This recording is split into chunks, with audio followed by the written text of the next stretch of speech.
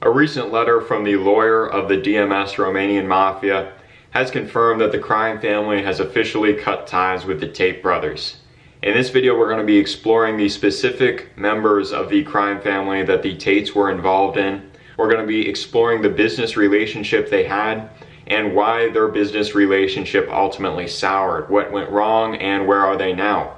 So we're going to be doing an intense deep dive in this video, more detail than has ever been unveiled here on YouTube. I did like a week's worth of research for this, so I hope you enjoy, and we're going to be starting the deep dive. The first thing is I own some casinos in Romania.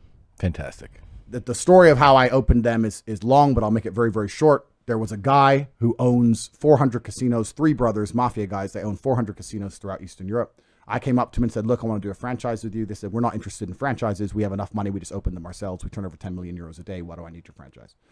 Eventually, I came up with a plan. And I said, look, how about this? I'll open up your locations directly next to your biggest competitor. So I'll go to war for you next to the competitor. Worst case, the location doesn't pay any money, but at least it takes money from your competitor. I'll give you a percentage of turnover. So even if it doesn't make profit, you make money. I'll take all the financial risk.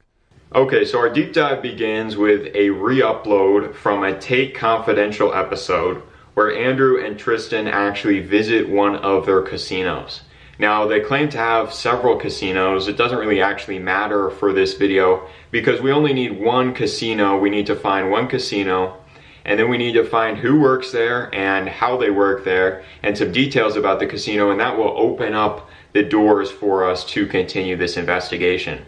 So luckily, I found one of their casinos in this video, and you can see Andrew and Tristan get out of the car here and take a look at the surroundings. We see a shop and go right here.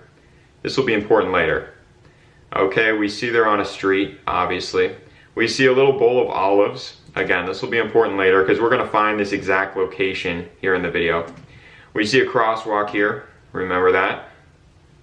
Okay, they get out of the car and then they start heading almost a little bit underground into a Las Vegas brand casino. Notice it actually has a pretty similar aesthetic to their house. They head inside and then notice the gold detailing and the color scheme, the LED lights. Again, this gold pattern is going to be important for later. And they start playing some games. And actually, this is the exact location of a photo that we're going to be talking about here in a second. So I actually found this exact location. Again, like I said, I've been doing a lot of research. And we see the same situation, the olives, the shop and go, the crosswalk, and then you kind of head a little bit underground and you see the casino right here. Now this is in a small town. This is the location of the town. It is in a town called Dobresti, by the sound of it. It is permanently closed. As I mentioned, the relationship is no longer in effect between the Tates and the DMS family. But as we see here, we are able to find a lead from this information. So in the same casino in Dobresti, we see these three guys sitting at the slot machines with the caption that translates to "We are still working too." Okay? So why is this important? Clearly this is the same casino. In fact, it actually looks like they're sitting right here where is in the background in this video. If you take a look again at this picture. So they're sitting right in the same casino that Tate owns, and they're working there. And so clearly they are working for Tate in some capacity. Now, what they haven't disclosed here is that they're actually enforcers for Tate, kind of security. Now, they did a little bit of dirty business, which we're going to be talking about. Obviously, they're a crime family. So what they would actually do is they would wait for somebody to win a jackpot, and then they would go and they would blackmail them into giving back their money. Or they would literally just beat them up. They would also beat up other people. Now this is all alleged, but I'm going to be providing some evidence here in this video for all this stuff. So we see this guy, he's got this star tattoo. Now in the Eastern Mafias, that is usually a sign of a higher rank. In the Russian Mafia, that means you kneel for nobody, and that means you're essentially a made man. Now we see he's photographed with this guy here. Now this guy appears to be like a captain in the family. Now we know this because firstly he's got the star tattoos which again signifies a certain rank, and then also he is photographed several times with the boss of the family. So this is the boss of the family right here.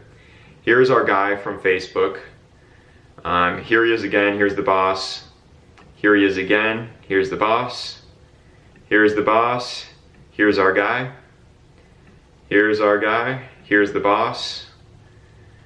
Here's the boss. Here's our guy. Okay, so this guy and the boss are very closely associated. And it appears that this guy is ranked a little bit beneath this guy. This guy appears to be like the captain of the family.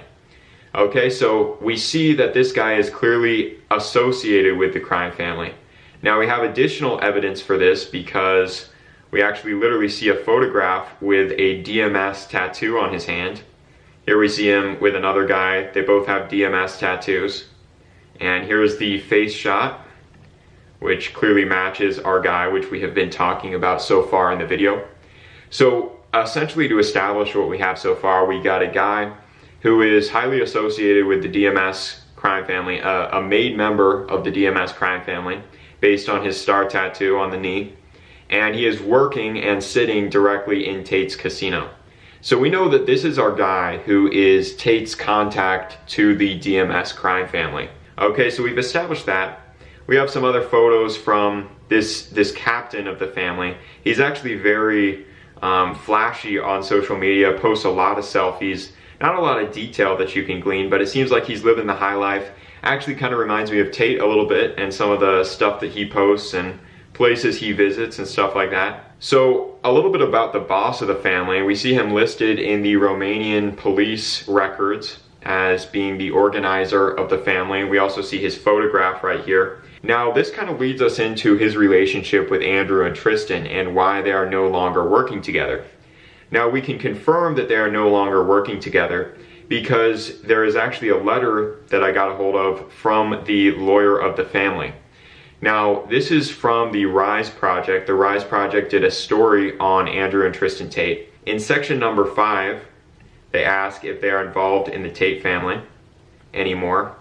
And they say that we are no longer in business with the Tate brothers, or not anymore we do business with the Tate brothers. So they confirm that they previously did do business with them, but they are no longer involved.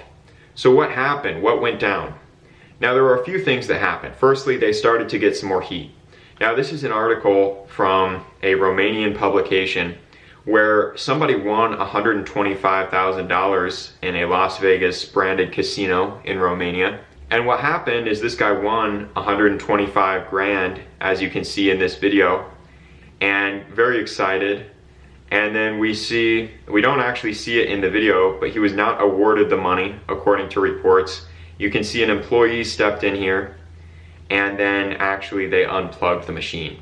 So that was the first little blow. They started to get a little bit of heat from this. They didn't give out the prize money that was promised. And then a little bit later, there was a major DCOT raid where they raided 123 different people. But they were raiding these guys because they said they were applying different forms of blackmail to representatives of some commercial companies. They had different security guards whose role was to recover the large profits obtained in their hauls and had to scare the competition so that they would not open their hauls or close the ones that they had next to those at the network. And essentially these guys were going around like thugs, and they were basically saying, hey, give us your winnings back or else we're going to beat you up. Now this is in English here. I had to put it in a Word document, but the original article is in Romanian. I will link it in the description down below if you want to read up on it yourself. But essentially we started to see some heat. Now here's a really interesting part of this. This scandal happened in November 23rd, 2022. Just a month before Andrew Tate was initially arrested for human trafficking. Now there's actually speculation that some of the members of the crime family cooperated with law enforcement and provided evidence against Andrew Tate. And there's further speculation that the reason these guys were raided in the first place was to try to collect evidence for Andrew Tate and his actual prosecution. Now, obviously, that's just hearsay. It's hard to confirm whether that happened or not. You would have to be inside the interrogation room. But the timeline is very interesting, that it happened just a month before Andrew Tate's arrest. Now, you know, this kind of lays the groundwork for why this relationship started to sour. Essentially, it sounds like things just got too hot in there. You know, there was too much heat around this casino, and there were starting to be too many controversies. And with Tate's rise to fame and power and success, it seemed like this family didn't want so much drama on their hands. I mean, let's be honest, the Las Vegas casino that Tate was running was causing them a lot of trouble, and his online presence probably wasn't helping either.